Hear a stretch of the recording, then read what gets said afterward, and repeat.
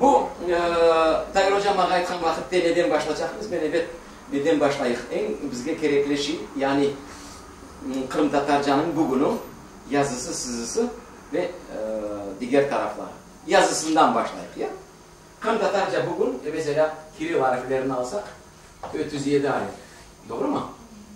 33 harf bu Rusçadan kirgen harfler. Meraklı şey edeyim. Bir gün sorayım bir neden Rus'tan. Сколько букв в русском алфавите?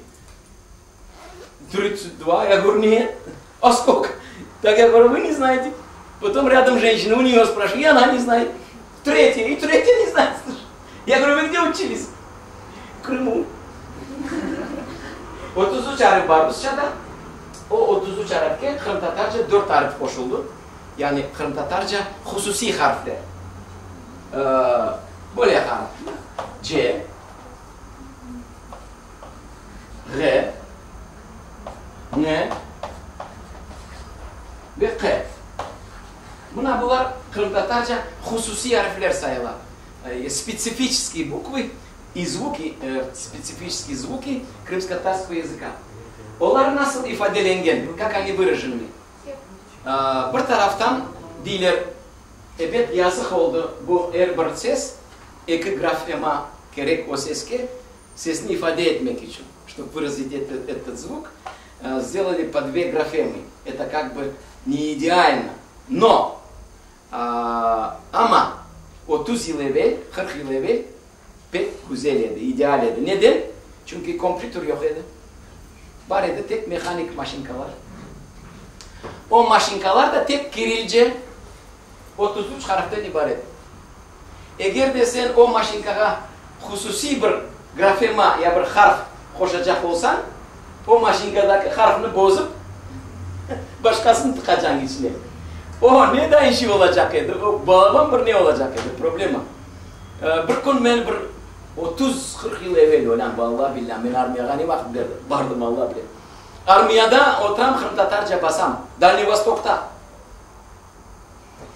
11 saat samolotla uçmak gerek. Taşkent'ten çay içtik. Son bir Rus subayı soray. А как вы пишете? На каком языке? На крымско-татарском. А что? Все правильно, все подходит? 100%. Все знаки, которые были в русском алфавите, все знаки были сохранены, и для специфических знаков сделаны двойные графемы, и таким образом отражен весь крымско-татарский алфавит. Мисаль кетрем, а что было бы, если было бы по-другому? 93 год. 93 sene. Ben Taşkent'te ders verem Pedi Yusuf'ta. 93 sene, 1 сентябрь kere. 93 sene. Слушай, это же недавно был, да? 1990, хотя бы вы еще не были вообще на свете, наверное. 93 год, это для меня недавно, для вас это. Так, вот 93 год. 1993 gод. Özbek kafedrasında Özbekçe toplaylar tekst ve sonra maşinistka çıkargan son tekstini maşinkadan elnen böyle yapar. Написано К, она добавляет крючок, получается К узбекская. Вы поняли? И таким образом вот эти специфические узбекские буквы она рукой выправляла. В 93 году. Anlıyorsunuz mu? Siz Kozluğunu getirin Kırım Tatarca şay olsaydı. Evet, pek çok vakit ala, pek çok enerji ala ve pek çok problema bu şey eğer de yanlış neticesi. Yalnız bir nesi var, лишний расход diler Rusça'ya. Лишний расход из чего состоит? Mesela 1918 senesi Rusça imla Keçkene'de yanlış sistema. Mesela böyle yazaydılar. Фамилия вот такая, допустим, Косых. Они писали вот так. То есть везде, где согласная, ставилась ер. Везде. Например, он. Не я, а он. Вот так писалось. 1918 senesi reforma yapıldı. Bunu alıp taşladılar. Tolstoy'un romanı 30 sayfa kısardı. Anladın mı?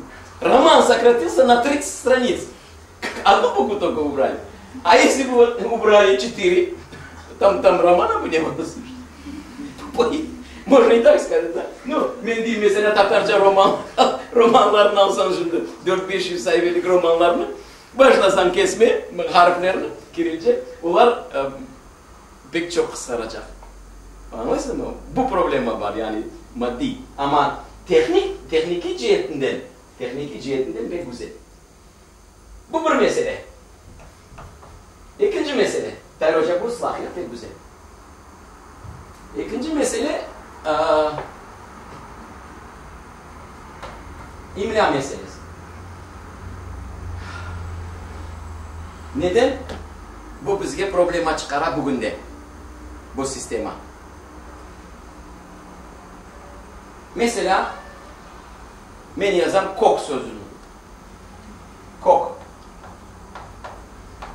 Aydalarda 7 kat kok üstünde. Şimdi eğer de biz bu kok sözüne afiks koşacak olsak, çokluk afiksi. Biz nasıl afiks koşacağız? Lar mı, ler mi? Çokluk afiksi. Ne koşacağız? Lar mı, ler mi? Nasıl aytalım? Kok burada ne diyecek? Çok kok. Ne diyeceksin? Kokler. Sen ne diyeceksin? Kokler evet. Koklarmaz diyeceksin. Aytamazsın. Kokler. Problemini anladınız mı? Biz yazamız kokler. Ama bu kalın sözlük sayılar. Kalın sözlük. Yumuşak sözlük olmak için o olmak gerek böyle. Kök. O vakitteler koşular.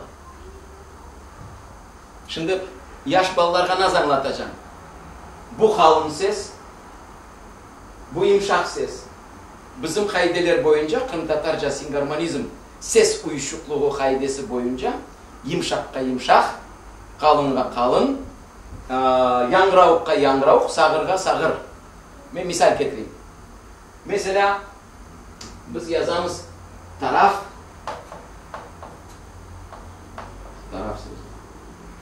taraf sторона, да? Вот sen beni сторонник'im olacaksın ya. Сторонник. Tatarca ne olacak? Nasıl? Tarafdar öyle. Tarafçı değil. Ama o da meraklı şey, tarafçı. Onu da yaz bir yere. Sen ne dedin? Da bir meraklı sözü. Bilmegen ballar ne güzel laf etmiyorlar. Yanlış sözler çıkar görüyorsun. Tarafçı. Çok güzel söz. Ama tarafdar olmak gerek. Tarafdar. Bu yerde de kaide bozular. F sağır ses. Sağır. B янгравук ses. То есть глухая гласная и звонкая. Да? Bu yerde olmak gerek taraftar. Ama yazma taraftar. Türkçe bir yerde görmezsiniz taraftar. Onlar yazar taraftar. Onlar kaide bozmayın. Bu gramatika için. Laf etmek için değil. Gramatikada laf etken gibi gramatika olsa o gramatikanı siz menimsip olamazsınız. Anladınız mı? Это будет невозможно для воспроизведения грамматика. Если мы пишем так, как говорим. Письмо это одно, вы можете говорить как угодно, произносить слова, но есть правила написания, орфография. В этом проблема. Onun için ben diyeyim mesela doğru yazmak için, doğru talebelerini öğretmek için mektup yazganda, bir dilde bir neler yazganda hatasız yazmak için gramatikanı öğrenirler. Gramatika. Gramatika öğrenmesen sen hatanı ne yazacaksın, ne anlayacaklar seni. Bir virgülünü yanlış koysan problema çıkar. Anlıyorsunuz mu? Rusça nasıl bir söz var ya? Казнить. Нельзя помиловать. И так дальше. Да? Mesela bu yerde virgül koysan казнить нельзя помиловать. А казнить нельзя помиловать. Смотря как прочитаешь. Ana onun başkeserin koluna düşe mesela mektup. Han padişah yazan mektup. Ya onu nasıl okuyacak virgül koymasa?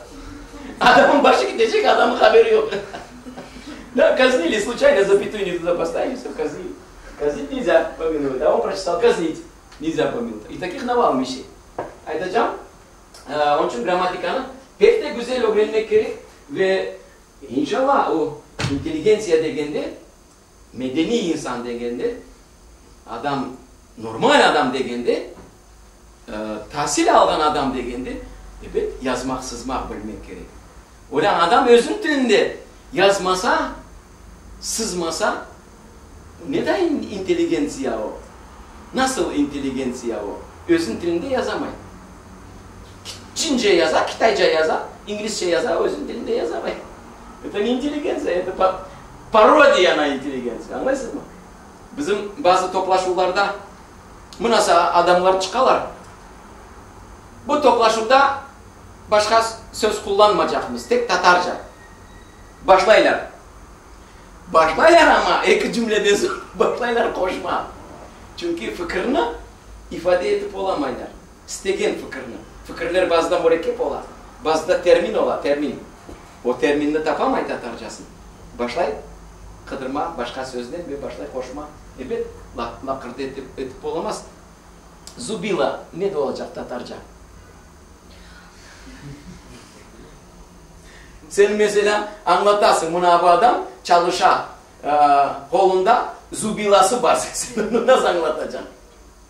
Ayda bıçkı olsa bıçkı diyeceksin ya. Çokuç olsa çokuç diyeceksin.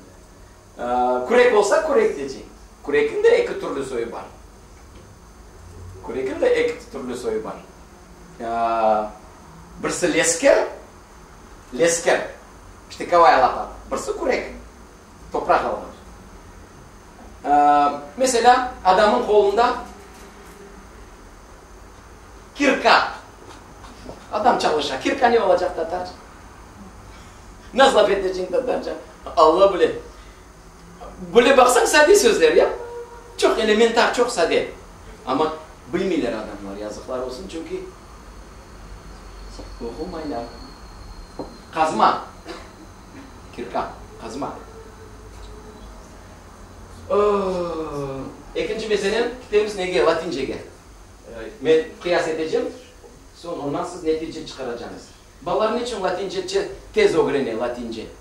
Çünkü Latince'de bu ö'dan gayrı ü var. Ü var.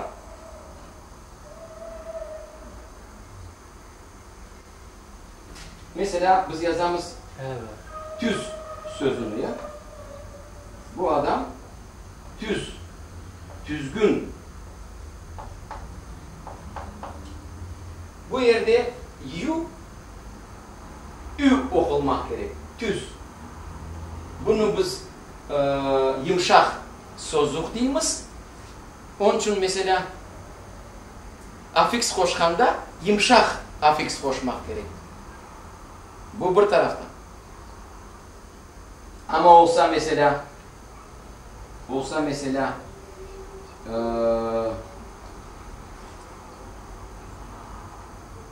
yutum. Bir yutum su. Bu yerde yu halın. Anladınız mı? Yani yumuşak değil. Onu transkripsiyasını verdiğinde bu kalın sayılar. Bu yerde iki harf arasında tutuktan sonra yumuşak, sözün başında kalın sayılar.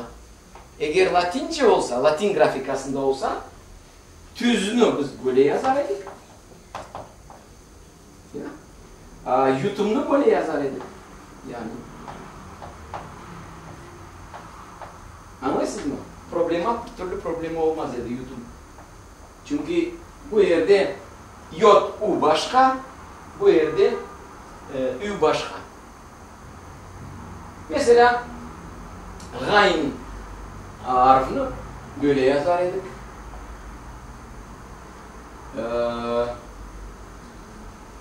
K harfini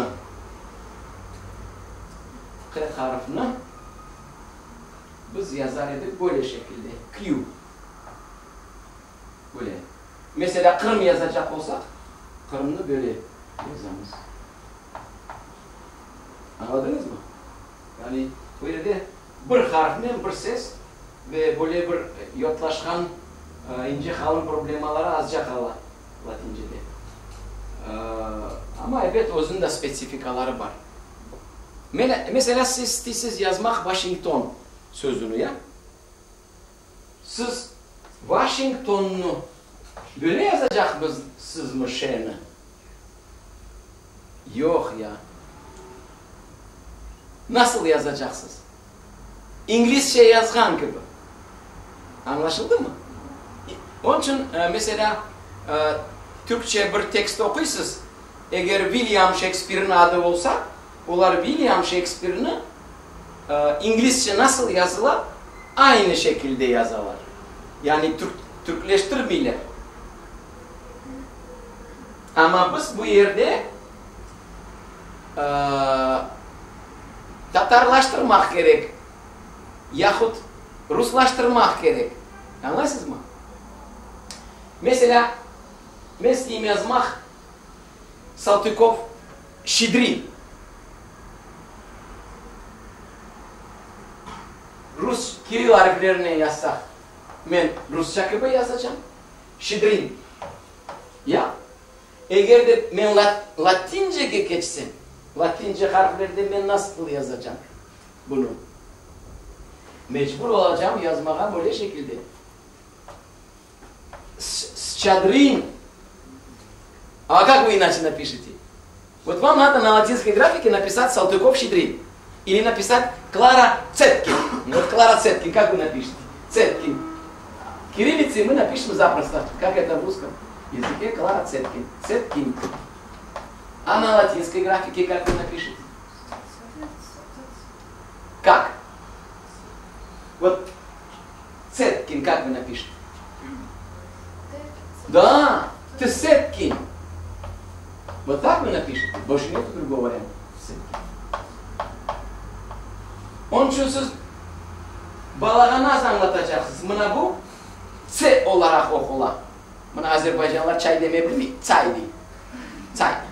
Buna bir de Цеткин. Они же будут читать Цеткин. Это надо привыкнуть. Вот это ТС читать С.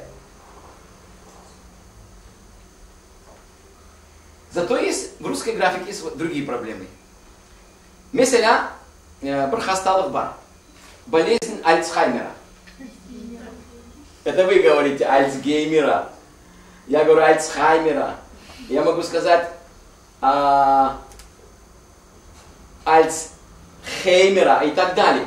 То есть 4 варианта я нашел этой болезни, 4 варианта письма. В газете «Известия», в центральной российской газете «Известия». 4 варианта. Нечем 4 варианта, потому что в каждом варианте подбирают звуки. Правильно ли подобрали? Они же не могут написать, как, например, в языке носителей это слово, как пишется. Латинскими буквами оно определенно пишется.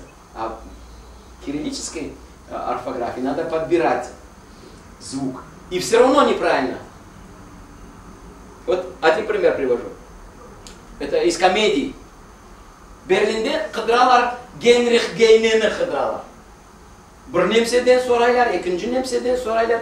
Haberleri yok. Genrich Geine, кто это? Он даже представления не имеет. А если вы скажете Ханри Хайне, тогда они начинают понимать. Вчерашний анекдот. Ben çağırdım evge bir Türk hocasını. Muammer hocam. Ulan dedim pilav yapacağım. Saat 8'de gelmesin pilav bozulmak mı? 8:00'da pilav hazır. Pilavga geldin 8:00, açarsın güzel pilav. Geç kaldın iş bitti. Önde botka açacaksın, kaşa. Yok hocam ben geç kalmam, vaktinde gelirim. Saat 8 oldu, pilav hazır. Muammer hoca yok. 8:30 yok. 9 yok, 9:30'da geliyor. Hocam dedim ya niçin şey ettiniz? Ben size anlattım da. Vallahi dedim buna sizin sokağınızdan dedi 1 saatten beri çülemen dedi. 1 saat. Adamlardan sorayım. Kokola, ulica, kokola. Anlamıyorlar değil. Burada yaşıyor, anlamıyor. Gogola надо спросить. Гоголь, улица Гоголя, что такое? А он говорит, Коголя. Никто не знает Коголя где-то, что это за... Что это вообще такое? И он час ходит. Tуда-сюда, никто не знает. Onun için diyeyim, buna mesela ortografya bozmak ne demek? Eğer de Kiril harflerinin olsa bir taraftan uygun bu tarafa, Latin harflerinin olsa uygun başka tarafa. Anladınız mı? Bizde buna mesela böyle sözler, Klaratsetkin gibi sözler çok böyle sözler bizim yani Rusçadan kırma şi harflerini bizim şivemizde de var. Çay yerine şay diyorlar mesela ya. Cankoy taraflar. Şay içiyorsun mu? Şay böyle şekilde. Yani şenen, çay yerine şenen laf etmek. Vakitte şeker ekler. Eğer o şeni sen şişede alsan iş bozular. Tak bu az buçuk olsa da ortografya meseleleri ve bugün de onun için böyle katı şekilde ayıtmak yani süper olacak böyle yapsak, süper olacak böyle yapsak onu tecrübe etmek gerek. Neden ibaret tecrübe? Yani iki ortografyanı da, iki grafik sistemasını da kullanmak ve o yavaş yavaş mülkün son gerekli nesne düşmek, gerekli kıvamına yetmek mümkün. Ne diler Tatarca? Hap açık aylanır, hutuçuklu bulur ya. Aylanmasa nasıl bulacak? Aylanmak gerek. Tecrübe. Şimdi bu bir kısmı Tahir Hoca. İkinci kısmı, efendim, bunu kapatamız, geçemiz bizim az buçuk olsa da dil tarihimizde. Bu anlaşıldı mı?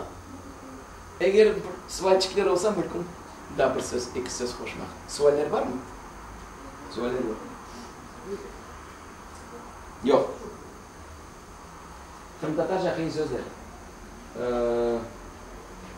Bugün de çok lügatlar satılabilirsiniz. Çeşit türlü lügatlar, hem Tatarca lügatlar yaparlar.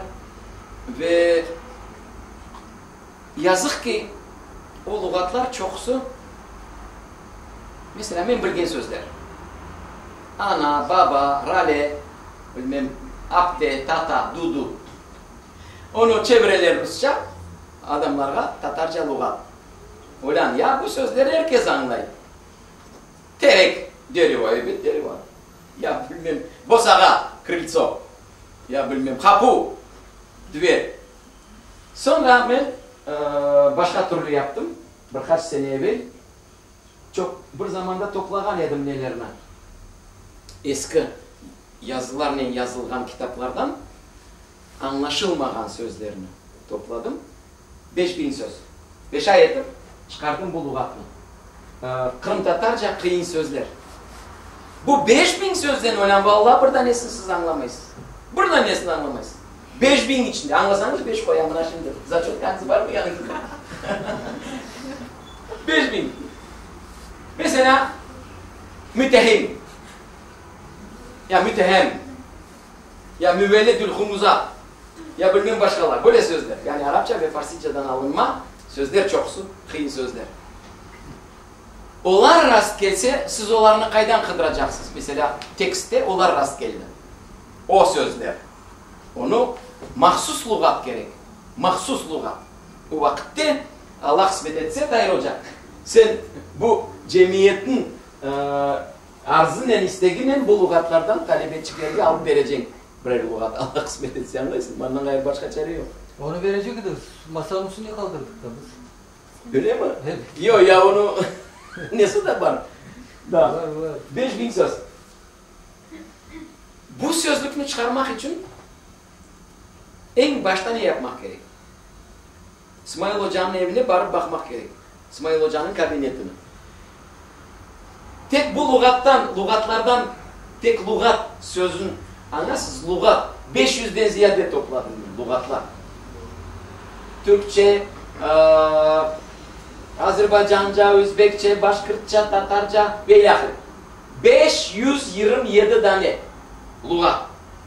Ve içinde evet Türkçe kalın lügatlar, Farsice kalın lügatlar, Arapça kalın lügatlar, andan gayrısız mütehim sözünü kaydan alacaksınız. Hiçbir yerden. Türkçe de yok. Buna Türkçe Develioğlu'nun kalın lügatı var. Müttehim de bir sözcük var. Müttehim yok, müttehim var. Ama onu anlatması da yanlış verilgen, yazık ki. Там фарсиджа лугата, персидский словарь, вот там он точно дано. Обвиняемый и обвинитель. Müvelledül humuza kislorod. Mesela alsan. Nasıl, sen onu kislorodunu nasıl alacaksın Tatarca? Ya? Ben sizge aytayım. Gasprinski ne vakit rahmetli oldu?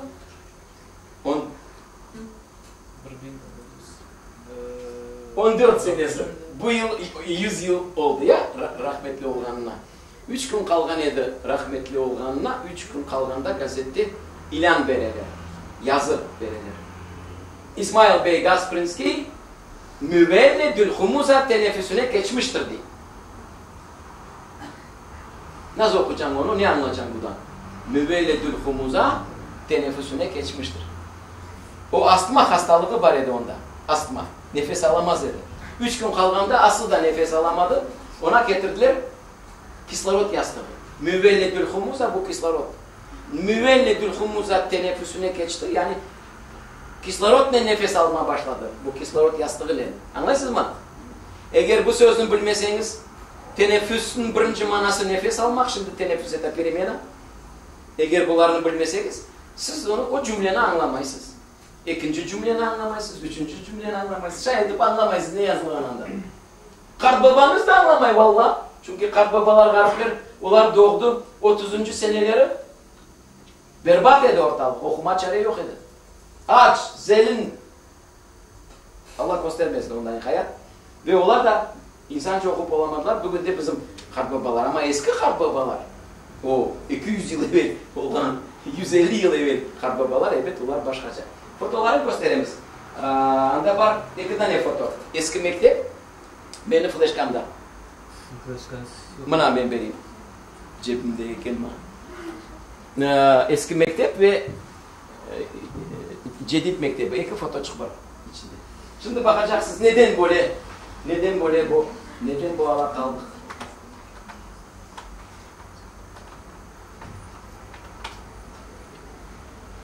Bu saat doğru yürüyor mu? Yok ya. Doğru. Doğru yürüyor. Tübün aç. Tübün. Eski mekteplerdeki tübün aç. Yok bu sarılar değil ölen sarılar değil. Düş aşağı. Düş aşağı. İşte bu aşağı. Yok ya. Sarı neler olmasın? Mına eski mektepler. Mına bu eski mektepler, eski mekteplerden bir tanesi. Bu Alupka'da 1910 senesi ya. Mına balaçıklar otura, kızçıklar, fesleri, kalpaçıklar, hoca efendi bu yerde ralege oşağın bir şey, kitapçıklar, onlar okuylar.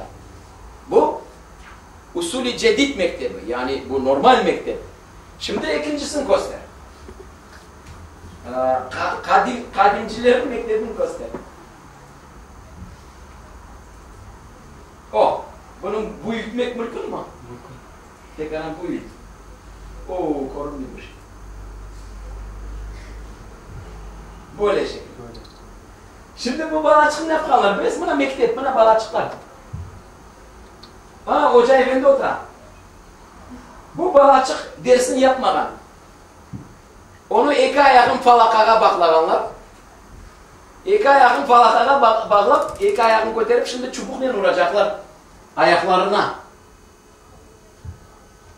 Niçin dersini yapmadın? Bir, iki, üç, kısırgancı. Evet son dersini yapadım. Yani böyle usul mektepte, skolastik, klerikal mektep, o yerde fikir etmeye çare vermiyorlar. Yalnız ne diyeyim, ezberden öğrenirler. Ezberden. Ve düşünce yok derecede. Kız bala erişse, ya dersin yapmasa, onu ayağın değil, onu ellerin bağlayırlar, falakağa koyayırlar ve açık avuçlarına kızılcık çubuğuyla urayırlar. Eğer de hocanın aytkan sözünü tekrarlap olamasa, buna vayta mesela söz ya, mesela müvellidi, sen tekrarlamak gerek. Tekrarlap olamaysın, dilin aylanmayın. Bir kapı koyalar Tiline ve tilin burguç yapalar. Yani aytıp olacak mı, aytıp olamayacak mı dedim. Ağlama öyle değil. Şimdi öyle şey yok. Şimdi başka usullar kullanamız bizler. Ayak yok, bir şey yok. Şimdi yalnız başka. Şimdi ballar da başka türlü. Mesela mesleğim ballarının telaffuzu güzel olsun. Произношение слов ya güzel olsun ve tez öğrensin ve lakırd etkende doğru lakırd etsin. Ben öyle isteyeyim. Mesela nasıl ben onu yapmak mümkün? Kırım Tatarca tezkereler degen böyle bir şiir gibi neler var. Adı tezkere. Rusça skaragovorka. O tezkerelerden öğretesiz ve onlar onu başlayıp evde ezberlemeye ve kaytarıp aytmağa ve o tezkerelerin çeşit türlü söyleri var. Onlar onu öğrengen sonra aytmağa başka sözlerini rahat aytalar. Bir misal getireyim. Tezkere böyle. Kapı yanında değil. Bu yerde mi kapıdır? Kapı yanında. İki kör kırpının kurku yata. Шкурки двух кёр кырпы крот. Не ёжик. Кырпы ёжик. Кёр кырпы крот. İki kör kırpının kurku yata. İkisi de delme teşik. Şimdi tezkere böyle. Olan değil. Şu birinci kör kırpının kurkunu alıp ikinci kör kırpının kurkunu yamamalı mı yoksa ikinci kör kırpının kurkunu alıp birinci kör kırpının kurkunu yamamalı mı? Son diyeyim bu bala bunu aytıp olsa oldu. Bu bala bunu aytıp olsa o son başka sözlerini rahat aytar. Anlarsınız mı? Yani eğer siz okeanda yaldama öğrenseniz bu arıktan sizge ne var öyle yaldap çıkma? Okeanda yallanan adamı doğru mu? Ama arıkta yaldagan okeanda düşse batmaktan, bir boğulmaktan mümkün Allah göstermesin. Sözde böyle var. Şimdi Tahir Efendim gösterecek biz daha bir kişiler. Onun adı Kazançık. Men bilirsiniz mi? 1,5 az vaktimiz olgan için 1,5 saat vaktimiz olgan için men çeşit türlü nelerden bir-iki sizge levhalar, fragmentlerle beraber anlatam. Andan gayrı ciddi bir leksiya olsa ben bunda en az 60 kere gelmek gerek. Başından başlayıp sonuna cevap varmak gerek. Anlarsınız mı? Tahir Hoca belki teşkil eder. Allah bilir bir zamanda 60 leksiya öyle ha. Bu Kazançık neden ben sizge? Bu tekrar onu cümleştir. Eksin. Bizim yazıcılar çok felaket geçirdiler 20. 30. seneleri. Bu Hasan Çerkeyev'in Kazançık. 30. seneleri türmedeydi. Ve 30. seneleri türmede yatanda bu adam bu Kazançık'tan aşağı. Türme Kazançık'ı. Kaşığı joyulgan Kazançık'ı saklanıp kaldı. Oğlunda. Oğlu da kaldırgan torununa. Torunu getirdi bana. İsmail Hoca ya bunda Harp babam bir şey yazgan öyle. Ne yazgan bunda? Alıp geteler çeşit türlü adamlarga okutmak için okutup olamaydı. Neden? Başta bu noktaçıklar hepsi tozla, kırla basılgan edi. Güzel korunmuyordu.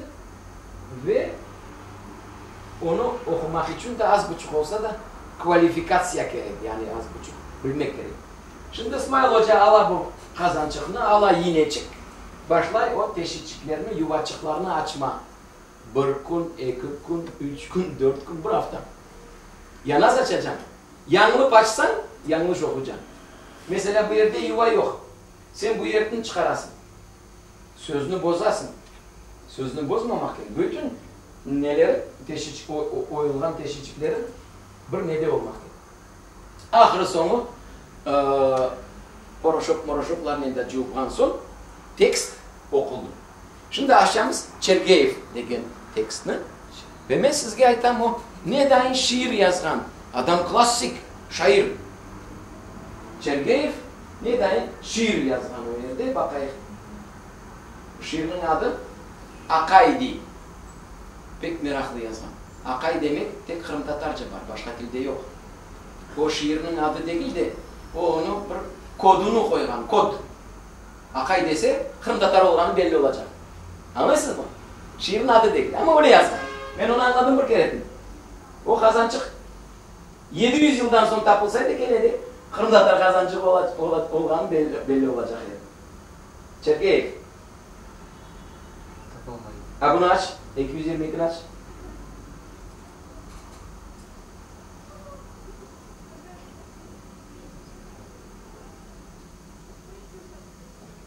Var mı? Ben ezberden çekeyim. Aç. Yanında var tekst efendim. Şiir teksti. Buna. Yok bu başı. İçinde var tekst. Bu makalenin başı. Makalenin içinde tekst. Akay sözün koyduğu yer polis.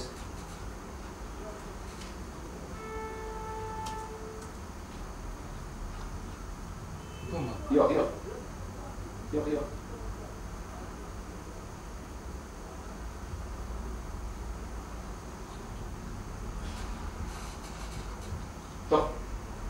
Yok.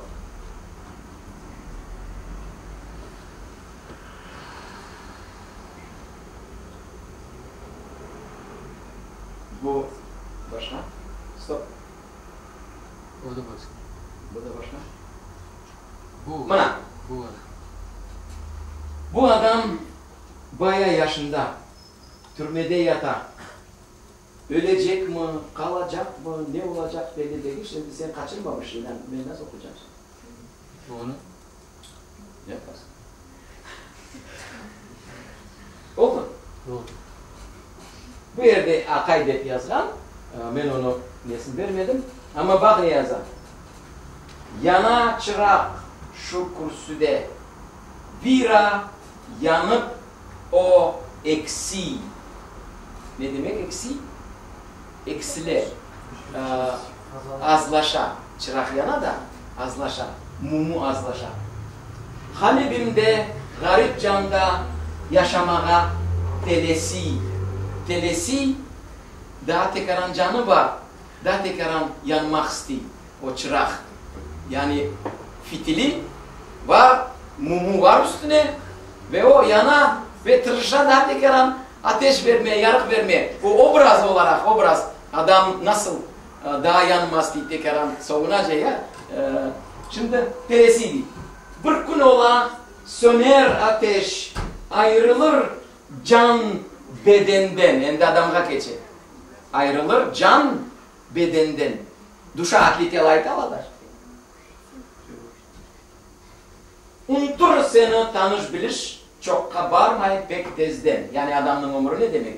Son gen son, onu kim hatırlayacak? Unutur herkesti, kardeş, karı, dostum, mezar taşları, tek ananın gözlerinden kurmaz hiç de yaşları. Ana mülkün öyle kaydırmak babasını ömrünün sonuna acı. Bak çırakka, bite yatır, özün aşap kendisi. Kara kağıt ola yatır, yaş ömrünün hepsi. Daha bir satır var. Ben onu yazıklar olsun, o satır kaçkan. Pek güzel satır var anda. Yani o Sırat Köprü'yle bağlı. Herhalde bu tekst, görüyorsunuz mu? Yani bu tekst türmede yazılgan, bu adam özünden bir hatıra olarak o kazançıkta onu koygan ve şükür Allah bu kazançık dünyada kalgan ve bu şiirde buyurun kalgan. Şimdi eğer de onun icadını öğrengende, onun çok yazıları var. Bu parça olmasaydı başka türlü olacaktı. Yani adam kalemin soğutmagan, yüreğini soğutmagan, türmelerde, soğuk kameralarda oturganda kendine böyle sıcaklıkla, duyguyla böyle bir nenen kaldırgan kalemin tüsünü kazançıkta. Bu Çerkeğev, ben onu misal etip getireyim. Bütün bizim yazıcılarımız, kaysını alsanız alınız.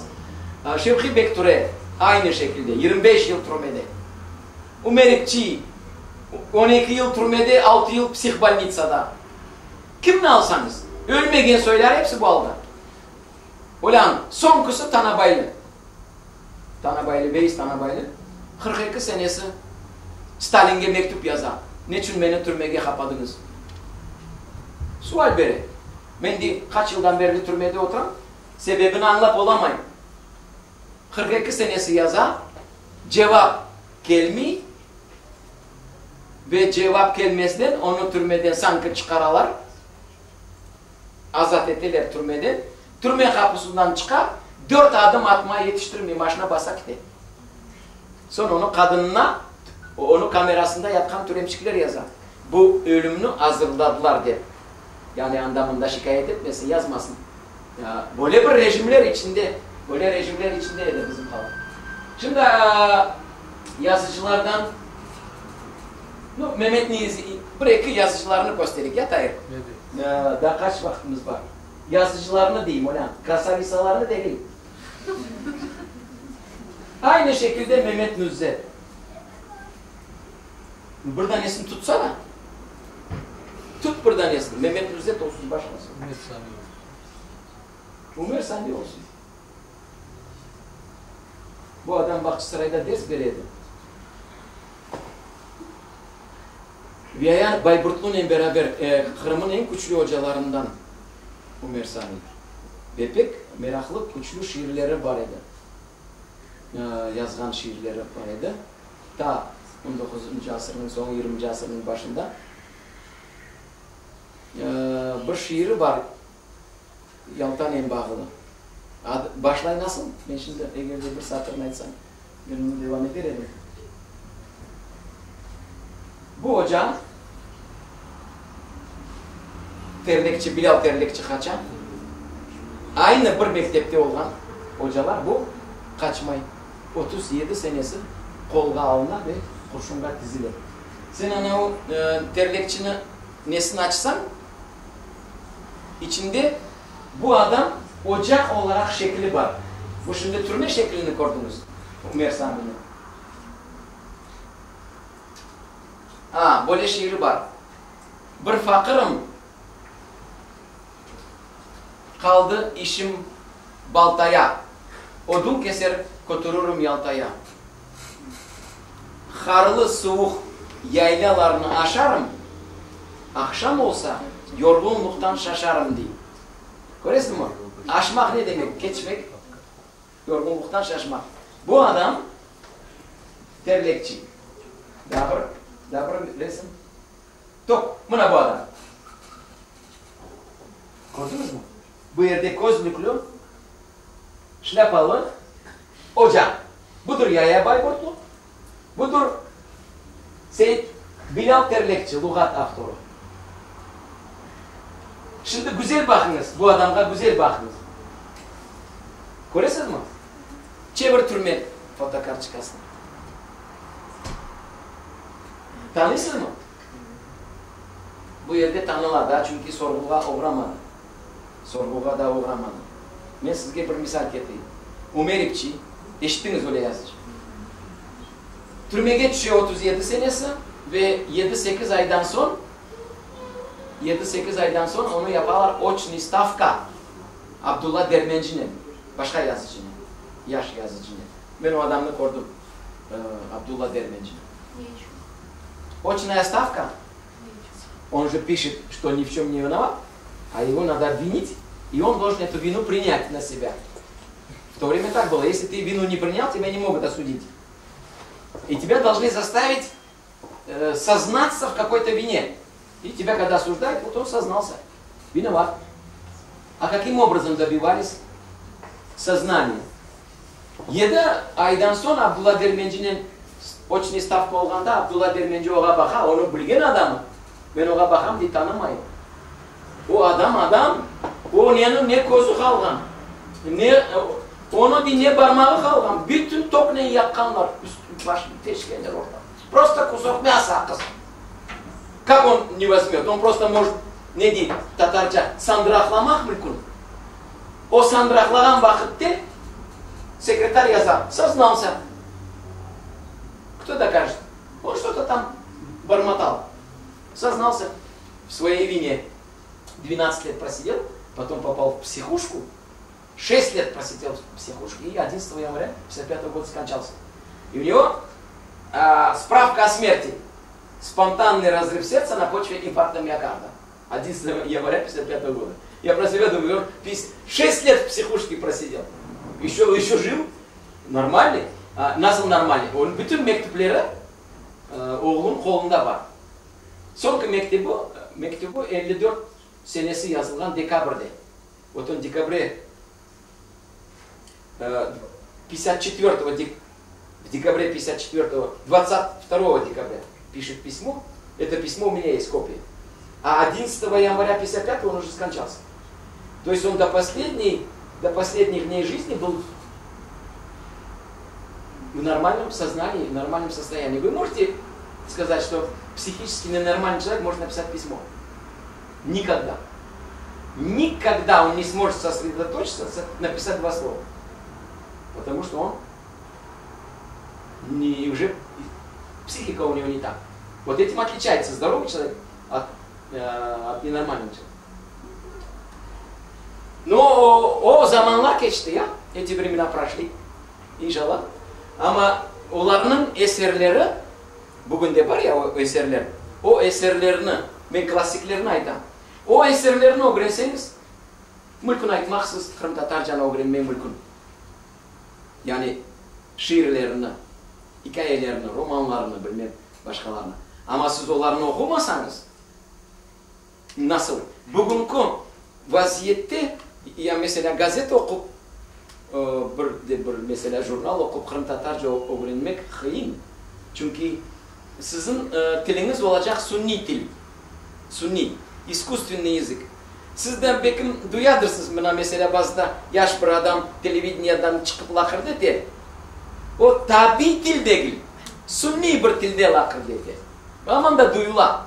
То есть не природным языком, а искусственным, заученными предложениями они могут говорить. Если не читать классику, когда начнете читать классику и понимать, и анализировать, с кем-то общаться по поводу текста, o vakitte siz başlayacağınız dilin tamırlarına yapışma. Yani rahat lakırt etmeye, anlamağa, anlatmağa, duygulanmağa. O aytkan şeyden duygulanmak gerek ya. Duygulanmasa не gerek o şiir? Если он не действует на чувства, зачем такое стихотворение нужно? Это просто слова пустые. Оно должно вызывать или плач, или смех, или радость. Какие-то чувства должны возбуждать. Любое произведение. Иначе это не произведение. Так, şimdi geçemiz neye Tayyip Hoca? Mümkün olsa Yaya Bayburtlu'nun da tekrar anlatayım. Hocalarının hocası. Eğer de mesela bu zaman değişmeseydi, represiya 27 senelere başlamasaydı, Yaya Bayburtlu'ya verecek edilir bir unvan. O unvan, şimdi o unvanlar yok. Звание. Сегодня профессор, говорят, да? Академик что-то. А раньше были другие звания. Самое высокое звание, ученое звание у преподавателя. Şeyhül Muallimin. Şeyhül Muallimin hocalarının hocası. O звание ne vakit verileydi? Toplanan bütün Kırım'dan hocalar ve o toplangan hocalarının arasından 65% hoca şu hocanın adını aytmak gerek. Yani oğa ses vermek gerek. Eğer 65% değil 64 verse hoca Şeyhül Muallim olamaydı. Ama Şeyhül Muallim olgan sonra onun aylığı başka. Bizde 2 tane Şeyhül Muallim var idi. Birisi Bekir Emekdar 1884'te başladı çalışma. 19. asrının sonunda Şeyhül Muallim oldu. 1909'da rahmetli oldu. Ve Ahmet Nureddin 23 senesi Şeyhül Muallimin oldu. Resmi olarak neler bereler olarak diplom bereler ve bu Bayburtlu da oğa pek yakın idi. Bayburtlu'dan güçlü hoca Kırım'da yok idi o zamanda. Eğer de sistema değişmeseydi Bu alacak edi. Şeyhül Muallimin nesin? Kıskadan olsa da yarın Yeni Dünya'da bir makale çıkacak. Yarın. Yeni Dünya Cuma günü çıkar.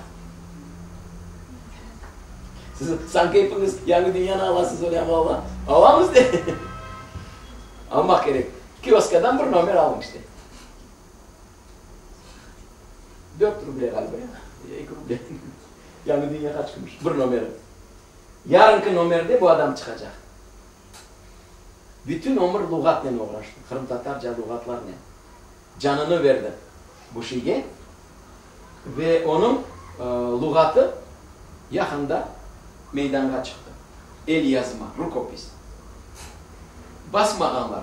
100 yıl evvel yazılgan ama 100 yıl bu lügat yatkan kimse alıp basmagan. Şimdi onu faksimilesi basılacak. Ben alıp onu kırış sözünü yazdım. Bu lügatın kırış sözünü. Bu adam Seyit Bilal Terlikçi. Onun şükür Allah bir oğlu kaldı. Bir oğlu. O oğlan saklagan o materyallarını inşallah çıkacak. Yarınki numerini alsanız Yeni Dünya'nın içinde bağlaban bir iki tabakta bu adam hakkında onun hayatı ve onun yapkan işleri. Ben bunu ne için aytam sizge? Eğer de siz Kırım Tatarca öğrenecek olsanız, eğer de siz Kırım Tatar intelligensiyası, Kırım Tatarlarının ziyalıları sayılacak olsanız, özünüzün tarihinizni, dilinizni, edebiyatınızı, medeniyetinizni ve böyle gibi şahıslarını bilmeseniz, o sayılamayın yani bu adam Kırım Tatarı. Kırım Tatar hayatı yok içinde. Kırım Tatar duygusu yok içinde. O nasıl olacak Kırım Tatar? Nasıl olacak? O olamaz yani. Ama olmak için onu özünüz hareket edeceğiniz. Şimdi öyle bir zaman ki sizge kimse gelip de olan Kırım Tatar olsana demez. Aksine Kırım Tatarlıktan çık diyecekler. Kır başka bir neye daha anda kolay olur yaşama. Başka bir sivilizasyaya. Doğru mu? Öyle yaparlar. Büyük sivilizasyonlar, büyük balıklar gibi ufak balıklarını aşamaya tırışırlar. Ama ben olarak aytam. Allah dünyanı öyle bir yaratkan ki, hiçbir mikrop özün hayatını kureşsiz vermiyor, koteksiz vermiyor, karşılık yapmadan vermiyor hayatını. Sonunca kureşe, mikrop bile. Millet kureşmeyecek mi? Diline, dinine, sivilizasyasına, medeniyetine bile kureşmek gerek. Çay mı Tahir Hocam? Çay desene. Şimdi ben de bitire yatırım. Herhalde az buçuk ne oldu? Duygulu oldu ya, kızgın. Ama eğer de Allah kısmet ise daha devam edecek olsak, ben böyle fragment değil de bir sistema şeklinde, yani A'dan başlar, Y'ga varganca bir kurs leksiya. Biz anda başlayımız üniversitede Kırım Tatar Kadimi Edebiyatı, Kadimi devri, sonra Kırım Tatar Orta Asırlar Edebiyatı, sonra 19. asırın sonu, 20. asırın başı edebiyatı ve bitiremiz bilesiniz neden? Zemanivi Kırım Tatar Edebiyatı ve Kırım Tatar Çetel Edebiyatı var. Eşittiniz mi? Крымско-татарская литература зарубежья, то есть румынская диаспора, кто пишет на крымско-татарском языке в других странах. Это мы тоже изучаем. Там тоже огромная литература. Словари, романы, повести. Огромная литература. Она остается вне изучения, если мы на филологическом факультете не будем это проходить. Мы Niyazi Koster, Niyazi bugün ne de Mecidiye'de nesi tura? Pek büyük bir heykeli tura.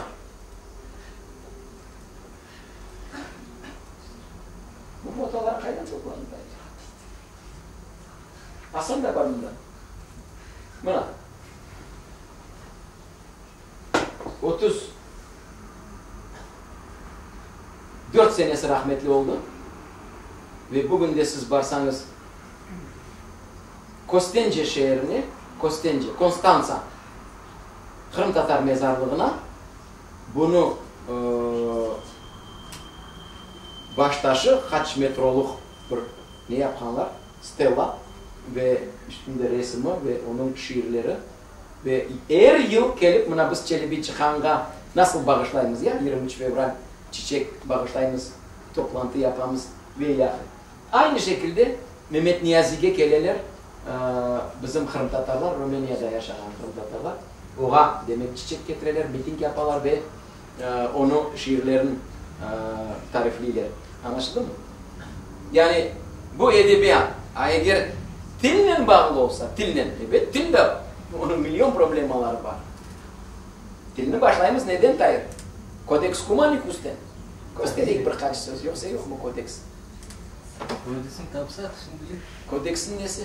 1292 senesi Kırım Tatarca birinci lügat yazıldı.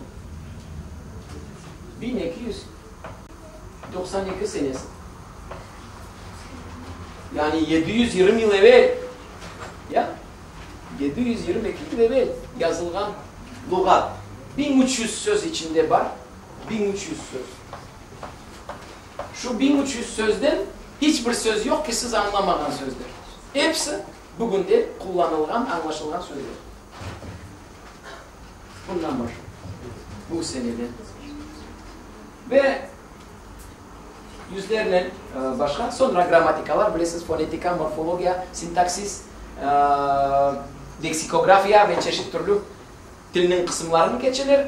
Şayet güzel okuyan balaçıklar 5 yıldan sonra diploma alalar ve onlar endi başka adamlar. Onlar endi baş aşağı değil de yukarı bakalar. Bazıların burunları buna böyle diplomalı, spesyalist kız. Toyda onlara söz verirler. Hanım sen üniversitede Kırım Tatarca bitirdin. Aytsana bir söz. Yok ben aytamayım. Ya ne okudun anda 5 yıl? Hocan kim edi deyip soraylar. Sonra İsmail Hocam gösterelim. bu edin. Buna bunlar gramatikalardan da hesap olmuş. Bunlar çıkan buna 40. senesi. 40. senesi çıkan, bakınız, fonetika ve morfologiya. Bunu çıkardı Kurt Mollayev. Bu hocanın memlem. O bizde ders vergenedi Taşkent'te. 70. seneler.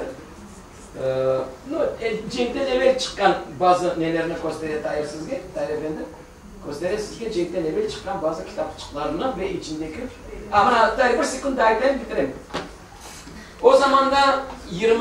ve 30. seneleri Rus klasikasını ve Rusçadan Cihan klasikasını Kırım Tatarca çevirdiler. Yüzlerle kitap, yüzlerle. Tolstoy'un Vayna i Mir, Cenk ve Barışıklık, Şolohov'un Поднятая целина, aktarılgan kırtışlar, Serafimoviç, Железный поток, Demir taşkını,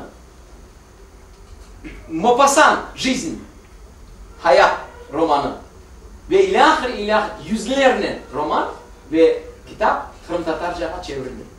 Hem de buna böyle şekilde güzel çevrildi. Ben size bir misal getireyim. O zaman da evet çeşit türlü misaller getirmek mümkün. Ben her vakit Akçokraklını getireyim. Pushkin'ni çevirgende nasıl çevirdi ve Pushkin'ni nasıl Kırım Tatarca yaptı ki onu ayırmak mümkün değil. Sen mesela duymazsın o sanki Rusçadan çevrilgen. Duymazsın. Onu öyle bir yapan ki yani kalpağı da Kırım Tatarca, üstü de, ayakkabı da her şey. Mıyığı da var bir şey yani Kırım Tatar'ın özü. Pushkin yazar. Гирей сидел, потупя взор. Янтарь в устах его дымился. Безмолвно рапалетный двор вкруг хана Грозного теснился. Kırım Tatarca nasıl olacak? Bu nasıl Akçokraklı nasıl yazmam bak. Girey nazar dike kalmış. Tüter lülesi ağzında. Saray halkı divan durmuş. Yavuz Han'ın etrafında. Yani ölçüsü de bir, sözü de bir, her şey bir, Tatarca yazgan. Mesela bir misal getireyim, şiir olarak değil ama nasıl edip şair tekstini alıp başka nege getirir, başka sivilizasyona getirir. Lisica и сыр, Krylov, от La Fontaine, süjet. Şimdi onu çevire Abdülgafar degen şair, Şeyhzade, Abdülgafar Şeyhzade. 1899 senesi. Şiir olarak aklımda değil ama kartinkanın bakısı ne değil. Dağ içinden çapar bir tilki. Dağ üstünde korer bir karganı. Karganı ağzında bir kesek peynir. Şimdi karganı nasıl etip aldatayım da şu peynirini ben alıp aşağıyım deyip tilki düşüne son başlayıp karganı maktama. Akızdı karga, ne güzel pufum var, ne dülber kozum var, çok uçum yani burun çoğum ne dülber. Eğer di senin sesin de dülber olsa olursun kuşlar padişası. Degende karga bayla. Ya di. Ya degende peyniri düşer ağzından. Yani kartinka koris Tatarca. Şimdi ya demek şu Rusça aytamazsın ya. Bir şey de geliyor. Kırım Tatarca yani böyle şaşma manasında. Böyle şekilde yaparlar. Ve klasikler bunu yapar. Onun için bu yerde marşak yangın ya. Böyle kitapçıklar şimdi kütüphanede var. Bizim kütüphanede, Gasprinski adına kütüphanede yüzlerine vardır. Ama herhalde bazı da alıp okumak mümkün. Nasıl çevrilgen, nasıl tilinden. Ben ne için diyeyim Cenk'ten evvel. Çünkü Cenk'ten evvel adamlar Kırım Tatarcanı mükemmel biliyorlar. Mükemmel. Onlar çünkü başka dilini çok bilmiyorlar. Ama birinci sınıftan başlayıp son üniversiteye varınca onlar o stilinde okuyorlar. O stilinde mektepleri var idi. Üniversiteleri var, enstitüleri var idi. Fizika, kimyalarını da Kırım Tatarca geçirdiler. Geometriya, planimetriyalar hepsini Kırım Tatarca. Matematika, ben bir algebra gördüm. 28 senesi çıkan akıl. 800 sayfa. Kırım Tatarca algebra. Fırıl okular. Yani böyle algebralar kayda. O adamlar bu kitaplarda okudular. Evet, onlar onu mükemmel bilediler dilini. Onun için onlar çevirgen vakitte mesela klasikanı özün diline o başka. Bugün de kıyın mesela böyle şeyler yapmak. Çünkü dilini inceden mükemmel bilmek için çok uğraşmak gerek. Sağ olun, var olun. Sağ olun. Ben bitireyim. Daha eğer de sorular olsa buyurun. Daha çok dersler olsun. Ben de isteyeyim çok dersler olsun diye. İnşallah daha olur. İnşallah öyle de olur. Bekimde bir neyiniz vardır, bir sözünüz, isteğiniz, bir şeyiniz. Anlaşıldı mı ben aytkanlarım? Bilirsin de şunu anlaşılan. Çünkü öyle siz gibi auditoriyalarla ben çok uğraşam. Bazı sözlerini ben başka şekilde kaytarıp aytam. Anlarsınız mı? Eğer ben kaytarıp aytmasam, kıyın olacak bana ve sizge. Anlaşılı olsun deyip sinonimler hoşup aytam. Şayet fikir. Ama bazı da Rusça da geçme mecbur olasın. Daha güzel anlaşılsın. Neyse. Teşekkürler hepinizge. Selametlikler, uzak ömürler, gül gibi bala çıkarsınız. Son derece. Maşallah, sağ olun.